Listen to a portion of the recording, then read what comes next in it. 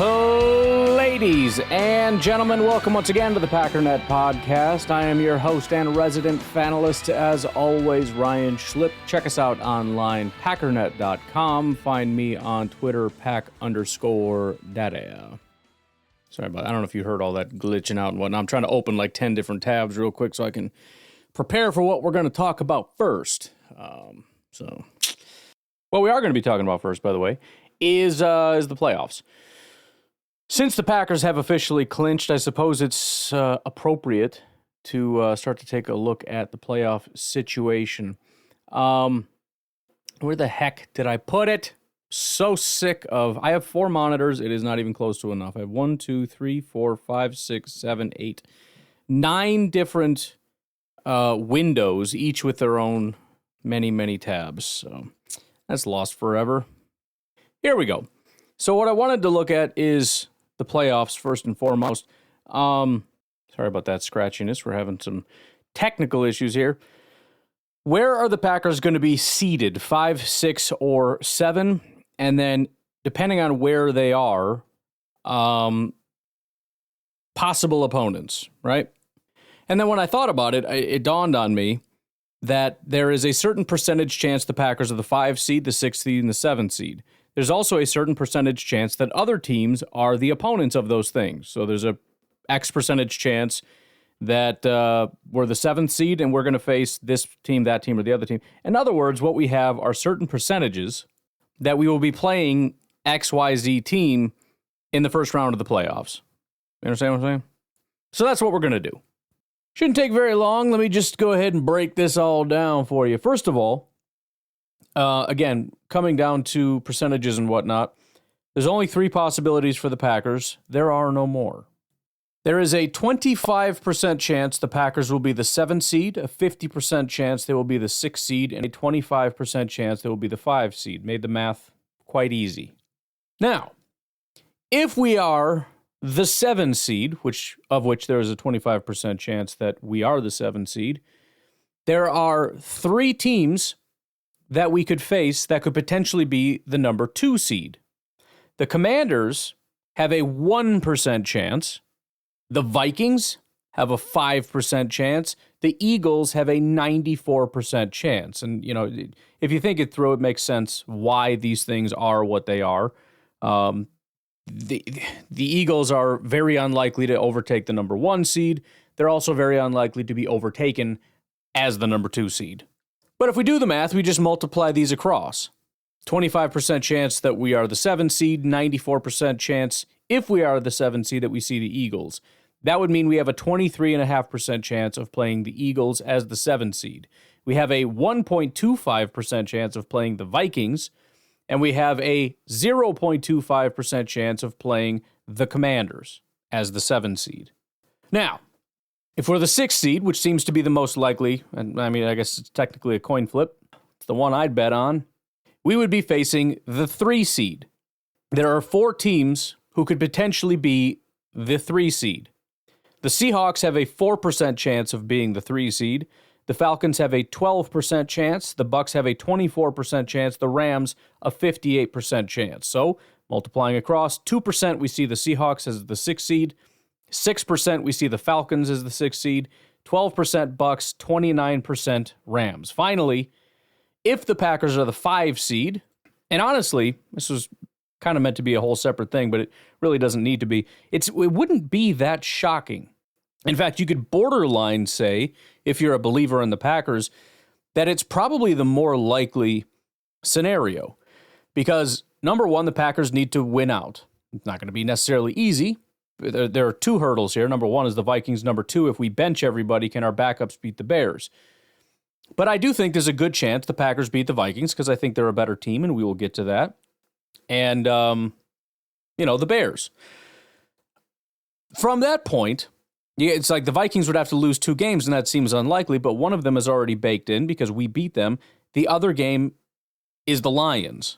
Now, the Lions are maybe a little bit beat down or whatever, but it's Minnesota in Detroit against the Lions. That's pretty tough. So if the Packers do go 2-0 and the Vikings fall 0-2, the Packers would be the 5 seed. And there's a 25% chance, which is relatively high considering the amount of obstacles. Anyways, if we're the 5 seed, we play the 4 seed. Seahawks have a 6% chance of being the 4 seed. Bucks 27%, Rams 32%, Falcons 36%. Hence, there is a 1.5% chance we see the Seahawks as the, 5 seed. 8% chance of seeing the Rams, 6.75% chance of seeing the Bucks, 9% chance of seeing the Falcons. So those are all the probabilities. And so if you look at it, the most likely single scenario is the 29% chance that the Packers play the Rams as the 6th seed. The second most likely, which is a little bit shocking, but it has a lot to do with the Eagles being almost a lock, is the Packers playing the Eagles as the 7 seed. There's a 23.5% chance of that happening. So those are actually the two most likely scenarios. Are any others over 20%? No, not even close. The next closest is like 12%. Packers, Bucks. However, there is another question. So those are the greatest individual scenarios. What about the odds of playing any given team that first week? Because remember, if you look at it, there is a 6% chance we play the Falcons as the 6th seed. There's also a 9% chance we play the Falcons as a 5 seed. So what if we add up all of this stuff? The odds of playing any given team, there is a 0.25% chance that we play the Commanders. That would be with the 7 seed versus the 2 seed. That would be us being the 7 seed, which is, 25%, but also the Commanders winning that number 2 seed, which is very unlikely. So that's the lowest probability, of which is still a probability. The next lowest probability is us playing the Vikings. That would be us being the 7 seed, the Vikings getting the 2 seed. Now, why would that be very difficult? That would mean the Vikings would have to win the division over the Lions and still not get the 1 seed. The Eagles would have to take that, presumably, on top of us dropping to the 7 seed. So there's all that stuff going on. There's a 1.25% chance that happens. Next is that we play the Seahawks. There's a 3.5% chance. You got 6 versus 3 seed and 5 versus 4 seed. That adds up to 3.5% that we end up seeing the Seahawks that first week. The next most likely is the Falcons. There's a 15% chance that we see the Falcons either as the 6 or the 5 seed. Next is the Bucks. There's an 18.75% chance that we see the Buccaneers either as the 6 or the 5 seed. The second most likely would be the Eagles, the 7 seed versus the 2 seed scenario, which is a 23.5% chance. And then you got the big daddy, and that is the Green Bay Packers against the LA Rams. Because there is not only a 29% chance that we see them as the 6 seed versus the 3 seed, there's an additional 8% chance we see them as the 5 seed and they're the 4 seed. So 37% chance is the highest that is the team that we'll be seeing. So we will have to update this next week. But, I guess that didn't take very long, like I promised. All right, well, I don't want to get into the super good stuff, but there is one thing I need to do real quick, and I'm somewhat surprised. There's so much data out there. I guess I can't be looking at everything at once. But I'm a little ashamed. I'll admit it. You may have heard kind of in my tone, just talking about things generally, that I was of the opinion, and I was not super happy about it. And again, these things change. And one of the issues I have is noticing a pattern and then just continuing to say it for several weeks without checking back in. Let's talk about Josh Jacobs for a second. Because we've talked a lot about guys that have really turned a corner, and that feels stupid talking about Josh Jacobs, but bear with me for a second. First of all, and this has nothing to do with me thinking Josh Jacobs is not good. That is zero to do with that.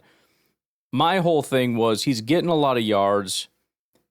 Then he's running into, a lot of that has to do with how many attempts he's had, 1,216 yards so far this season. But part of the issue is, in the second half, we start seeing him run into brick walls. There's nowhere to go. I mean, he's doing the absolute best he can, but PFF just was not super gracious, I guess. And there were a lot of games, zero bad games, by the way, which is a big part of where we're headed with this. 0. His worst game was actually Week 15 against Seattle. I'm just talking PFF grades. It has nothing to do with necessarily reality, but from their perspective. 60.5 overall grade was his grade. So that's the worst he's been, is almost exactly average, but slightly above. But there's been a bunch of 60s, and it's kind of annoying, and the good games are just 70s. So it's 64, 75, 77, 63, 78, 74, 65, 76, 65, 71. I mean, very consistent, but it's like it's either, he's okay, or, he's good. And that's it. And so I was kind of upset, because it's like you see all these guys are getting elite grades and everything. I'm like, this is stupid, man. I mean, he's getting disrespected. This is crazy. I saw, unfortunately, we canceled Netflix, and that happened days before this Christmas thing. And I guess I personally didn't care as much enough about these games to pay for it again and then have to cancel it again and go through that whole rigmarole. I didn't even care enough to bother to ask my wife and deal with the repercussions of that. But I did, I'm trolling through social media and seeing random little snippets of things. I wanted to know how the Netflix broadcast went. I haven't really heard a ton, but one of the things I noticed is they put up a graphic of all the top running backs based on their yards. And they showed the number 1 running back, the number 2 running back, the number 3 running back, and the number 5 running back. Now, I don't know if you're a math major, but I skipped a number there. Guess who number 4 is? It's Josh Jacobs. They just randomly chose not to put Josh Jacobs in the graphic. They showed the top 4 running backs, except they made number 5. They put number 5 in Josh Jacobs' place, and they just completely left him off the list. No idea why. But the point is, I saw the graphic, and then I saw something about Josh Jacobs' disrespect, and I thought, well, you can't say disrespect. Usually when you say disrespect, it's like a graphic of here's the top guys, and it's not based on stats. It's just based on opinion, and then it would be, you don't have to worry about it. But when it's based on stats, I mean, he must mean that he should be on the grid. So bottom line is I had to go look at his statistics and see, should he be on this list? Turns out he should have. That wasn't the big revelation, though. The big revelation, and I went back and checked, and I'm like, no, I must be looking at 2022 or something. Like, this is looking at the wrong year, because PFF doesn't like Josh Jacobs, and I'm looking at a guy that is grading about as high as he did in 2022. And the thing that was bothering me is I thought he was going to grade out like he did in 2023. I thought when it was all said and done, he was going to have like a 70 rushing grade or something, and it was going to be like, see, he went back, it was a stupid decision, blah, blah, blah. No, he was the best running back in football in 2022, and he's grading almost identical to that. Now, there happen to be a couple guys that are graded higher. It's very much like the Packers situation. This is one of the top Packers teams we've seen. It's like, you're third in the division. It's like, all right, listen.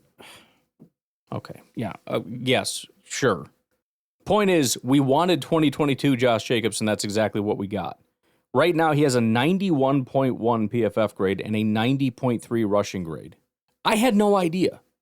Now, there's a couple parts to this. Number one, again, 0 bad games. So every time, because these things kind of go negative. That's the way that these work. They talked about it before. Several years ago, they changed these into Madden grades just to kind of make it more appealing to everybody, because Madden's a big thing.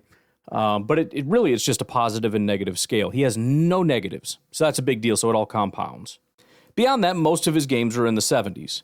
But then, Week 12 against San Francisco, he gets his first 80 grade, 86.3, and an 80.2 rushing grade. Week 13, he gets his second 80 grade, 2 weeks in a row, 86.4, 78.6 rushing grade. Then he had 68, and then he had 60.5, and then against New Orleans, he had his highest grade of the entire season. So 3 of his best games came in the last 5 weeks. 90.4 overall grade, 83.8 rushing grade. And the receiving, this is the craziest part. Check this out. So let's get this out of the way first. As far as running backs go, and let's get rid of some of these guys that shouldn't be on the list. Josh Jacobs is ranked 3rd. It's Derrick Henry, number 1 with a 93 grade. He's playing out of his freaking mind right now. Number 2 is Bijan Robinson. Incredible. Number 3 is Josh Jacobs. What about Saquon Barkley? He's better. He has 1,800 yards. No, he's 10th, actually. He's 10th. After Josh Jacobs is James Conner. Dude is a freak. Reminds me a lot of Josh Jacobs. Then Kenneth Walker. Then Bucky Irving. There you go. It's interesting enough. Then David Montgomery. Then Emmanuel Wilson. Then Tyler Algier. then Saquon Barkley. I just skipped over it. Wait, what did he say? What? Who? What? Yeah. Let me say it again. Josh Jacobs is ranked 3rd overall. Then James Conner, Kenneth Walker, Bucky Irving, David Montgomery, Emmanuel Wilson. He's graded higher than Saquon Barkley. He's graded higher than Jahmyr Gibbs. Graded higher than Aaron Jones, Alvin Kamara, all the names that you know. Well, how is that possible? Maybe, hypothetical here, maybe Saquon Barkley has a lot of yards because, number one, attempts. He has about 40 more attempts, but that's, yards per attempt, he's still a lot higher. Number two, maybe he's just running through wide open holes, you know what I mean? And so that's less impressive. Don't know the reason. You want to know what's even crazier? If you look at rushing grade, Josh Jacobs does drop a little bit. It's Derrick Henry, then Kenneth Walker, James Conner, Bijan Robinson. Then Josh Jacobs, then Emmanuel Wilson. Emmanuel Wilson, the guy that we've all been a fan of. I remember on this podcast just being like, I don't know, dude. Every time he runs, he just looks really good. I don't know why. I don't know what it is. He's never touched a football, and I just thought, this guy's not very good. By the way, 6'1", 226. I don't know why in my mind Emmanuel Wilson is like this small, shifty guy. I think it was because the concept to me was, I kind of made up a narrative that, well, he can't really block and whatnot, but he's just this like smooth runner. So in my head, I think I just pictured him as this sort of more dainty, he's probably 5'9", 195 or something. No, he's 6'1", 226. And by the way, we saw that last week when Emmanuel Wilson took all 6'1", 226 and smashed it into a guy's face. So he is built exactly like the Packers like. He is a Brian Gutekunst. If Goot built a guy in a lab, it would look a lot like Emmanuel Wilson. So 6'1", 226. He is the 6th highest graded rusher behind Josh Jacobs. Anyways, that was a little aside. Here's what's hilarious. When I was thinking about going through this, I'm like, man, who else am I missing? So I just went over to receiving, look at the receiving grades and whatnot. I scrolled down, and I'm like, where's the first Green Bay person I see? And I'm like, oh, it's 12th. The 12th person down, actually, which is not bad. Top 12 among receivers. And then I realized it's not just receivers, it's wide receivers, tight ends, and running backs. Guess who's number 12? In the entire NFL, among wide receivers, tight ends, and running backs, it's Josh Jacobs. He has one spot behind Amon-Ra St. Brown.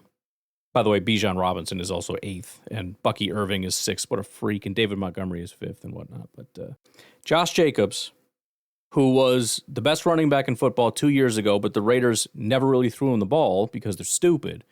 And the Packers picked him up and immediately said, yeah, I don't know why they didn't really throw to him because he looks like a really good receiver, and I think he'd be great in that capacity. Is currently the 12th highest receiver across the board in the NFL. He's ahead of Josh Downs, Trey McBride, T. Higgins, Jackson Smith and Jigba, Jamar Chase, Drake London, Mark Andrews, Terry McLaurin, Mike Evans, Malik Neighbors, blah, blah, blah, blah, blah, blah, blah. You get the point. So I guess I just needed to clear that up real quick because I had no idea. So Josh Jacobs and, as an aside, Emmanuel Wilson appreciation segment. We'll take a break. We'll be right back. See if there's any more shout-outs real quick. First of all, we should probably give a shout-out to Mr. Elton Jenkins. If you look at guards, he is the 2nd highest graded pass-blocking guard in the NFL, and it's shockingly close to being first. Joe Thuney of Kansas City has an 82.5 pass-blocking grade. Elton Jenkins, 82.2. Extra added benefit, his run blocking has significantly improved. Now, granted, Week 13 was his worst of the season as far as the run blocking goes. However, weeks 3 through 11, his grades were 50, 40, 40, 50, 50, 50, 40, 40. So just terrible all the time. Since then, 87, and then the one bad game, 65, 63, 67. Now, 60s are not the greatest thing in the world, but as I've said before, if you can give me mid-60s run blocking and 70s, 80s, whatever, pass blocking, that's beyond solid to me. So I'm good with where he's at right now. If we look at defensive tackle for the season, not surprisingly, you're not going to find Packers. In fact, I'm scrolling. You got to go all the way down to 47th to find Devontae Wyatt, which obviously is pretty disappointing. If, however, you look at since week 13, Devontae Wyatt ranks 12th among defensive tackles with a 78.2 grade and a 77.6 pass rush grade. And also he ranks second highest on our team. Kenny Clark ranks 6th among defensive tackles with an 80.7 grade, 79 run defense grade, which he is 6th among all defensive tackles in run defense. If we sort by pass rush, Devontae Wyatt is the 11th highest graded. In fact, if we look at pass rush productivity, which is, again, kind of a what percentage do you get home, and then sacks are more important than hits, which are more important than hurries, kind of weighting it that way, Devontae Wyatt ranks 4th among all defensive tackles. Carl Brooks actually 17th. Win percentage, how often does he beat the guy in front of him? He's 11th. And then, kind of crazy, if you look at true pass sets, so just mano-a-mano, et cetera, pass rush productivity, Devontae Wyatt, number 1. So if there's no scheme used to stop Devontae Wyatt or defensive scheme, whatever, right? Anything crazy happens. Just a normal play where Wyatt has an opportunity to beat a guy, his pass rush productivity is number 1, 18.2. What that looks like is on 34 pass rush attempts, he has 10 pressures, 2 sacks, 1 hit, 7 hurries. Let's talk about the edge rushers. Not surprisingly, if you look at for the season, much like defensive tackle, the edge rushers are just nowhere to be found. Can't find them. Lucas Van Ness, garbage. Everybody's garbage. What if we just look at after the bye week, weeks 11 through 16? Overall PFF grades. First of all, Aaron Mosby ranks 23rd, which is crazy. How is Aaron Mosby almost a top 20 pass rusher in the NFL? Understand that would put him ahead of guys like Von Miller, Khalil Mack, Arnold Ebiketie, Andrew Van Ginkel, Zadarius Smith, Cam Jordan, whatever, right? Primarily run defense, by the way, which I'm not mad about. He has an 80 run defense grade. Anyways, let's continue, though. At 15 is Brenton Cox. Brenton Cox didn't even step foot on a football field because Preston Smith was here. We got rid of Preston Smith. Brenton Cox, in the time that he's been here, is the 15th highest graded pass rusher overall in the entire NFL. That's not all. Rashawn Gary is actually the 13th highest pass rusher in the entire NFL with a 78 grade, 77 run defense, 79 tackling, and 71 pass rush. 22 pressures, 4 sacks, and 149 attempts. Crazy town. But wait, there's more. What if we just look at pass rush? Let's look at pass rush grades. Rashawn Gary ranks 21st. Brenton Cox is 18th.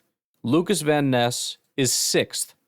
He is the 6th highest graded pass rusher since the bye week with an 84.3 pass rush grade. Looking at pass rush productivity, Rashawn Gary is 10th. Lucas Van Ness is 7th. Brenton Cox is 5th. 5th highest pass rush productivity. That's 13 pressures, 4 sacks, 80 attempts, which is stupid. How about win percentage? Brenton Cox ranks 15th, Rashawn Gary is 11th, and Lucas Van Ness is 9th. How about true pass sets? Lucas Van Ness 20th, Rashawn Gary 17th, Brenton Cox 14th. True pass set pass rush productivity.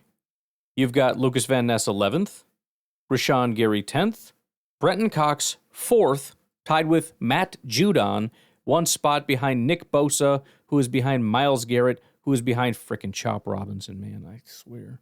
And then finally, win percentage. So the mano-a-mano, how often do they beat the guy in front of them? Rashawn Gary ranks 10th, tied with Micah Parsons. Brenton Cox is 5th, 1 spot behind Myles Garrett. And Lucas Van Ness is 3rd, 1 spot behind Nick Bosa. I cannot begin to tell you... the defense doesn't really make a lot of sense to me in terms of how incredible it's been.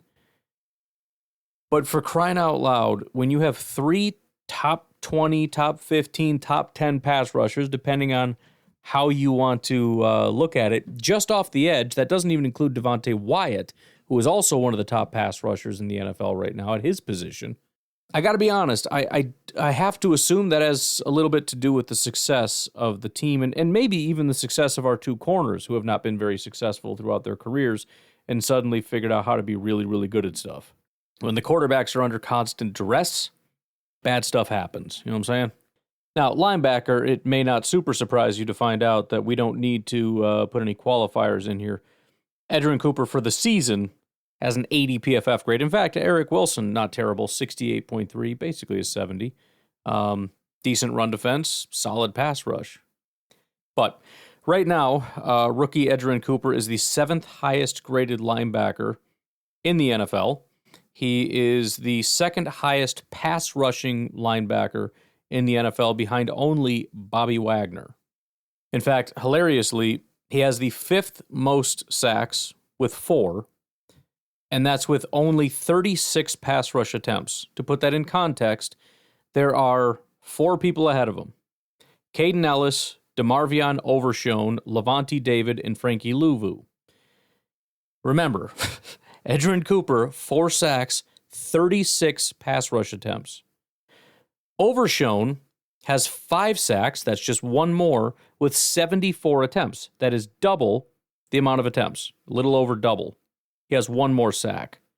The other guy, Caden Ellis, who also has 1 more sack, has 130 pass rush attempts. That is almost 100 more pass rush attempts than Edgerrin Cooper's 36, and he only has 1 more sack to show for it. Levante David has 2 additional sacks, but he has 122 pass rush attempts compared to Edgerrin Cooper's 36. Frankie Louvu, who has the most sacks at 8, which is double, 191 pass rush attempts. It's like 160 more. We may as well also point out, since we're talking pass rush here, 16th highest graded pass rushing linebacker, Eric Wilson. So we have, in addition to the defensive tackles and the edge rushers, this is for the entire season now, Eric Wilson and Edgerrin Cooper are top 20 pass rushers, with Edgerrin Cooper as the 2nd highest graded pass rushing linebacker. Pass rush, pass rush, pass rush, pass rush. But anyways, just wanted to give a couple little shout outs here, kind of reset and find out what the heck's going on with our team. Anyways, why don't we take our final break? We come back. I want to look at revisit DVOA because, as you can imagine, offense and defense have improved. And so I want to take a look at that. We'll take a break. We'll be right back. So before we get into it, I want to give a shout out to Latrell Hoy and Evan R., who joined up on Patreon. Really appreciate you guys. If you want to support the podcast, by the way, patreon.com/pack_daddy. You can support the show for as little as $1 a month. So thank you guys. So we had a little conversation about how this is one of the most complete teams via DVOA. One other team in Green Bay Packers history, at least as far back as DVOA goes, that could really hold a candle to this team, partially in terms of just overall talent, but also, again, in terms of offense, defense, special teams, and even breaking that down further, passing offense, passing defense, rushing offense, rushing defense. Top 10 in every single category. Only one other team had those same ranks, et cetera, right? If you didn't hear that episode, I apologize. You'll have to go back and find it. As of right now, things have changed a bit. In fact, they've changed in a mighty way. So if you look at DVOA right now, the Green Bay Packers rank 3rd. However, if you look at weighted DVOA, which is how good of a job your team has done weighting more recent games as opposed to older games, the number 1 team in the NFL right now is Baltimore with a 41.2% DVOA. The second most talented team is the Green Bay Packers at 37%. In fact, it's a decent jump down, a further gap than between Green Bay and Baltimore, down to Detroit. So there's just a 4.2% gap between the Packers and Baltimore. You got to go down to 31.9 for Detroit. That's a 5.1% gap. And then from there, you have Philadelphia 4th Buffalo 5th. Denver is 6th. Washington 7th. Minnesota 8th. Chicago 24th. Suck it. If we look at the difference between DVOA and the weighted DVOA, Detroit's DVOA is 34.3. So they are down to a 31.9. The Packers' DVOA was a 29.6. They are up to a 37. If you want to see how rapidly the Packers are ascending, if you just basically average out the entirety of the season, they're at a 29.6, which is still fantastic. Again, third best team in football. If you include early in the season when they weren't very good, about 30% better than your average team. But if you weight it, you're up to, 37.0. By the way, just looking at historic teams, the Green Bay Packers right now would be the 27th highest graded team if you look at weighted DVOA. 27th highest graded team ever. The 1997 Green Bay Packers were the only Green Bay Packers team who had a higher weighted DVOA, and their weighted DVOA was 38.7. Not impossible for the Packers to reach that if they continue playing as well as they have been. The next best team, which is actually just slightly below where we would be right now, 2009 Green Bay Packers. What do you know about 97 and 2009 that I've been saying forever? The two most robbed teams in my lifetime for the Green Bay Packers. The two teams that absolutely should have won Super Bowls and didn't were the two hottest teams at the end of the season. This one would be in between, closer to 2009, but slightly better than 2009. No, I'm not trying to say we're going to get ripped off. I'm just trying to explain to you how talented this team is.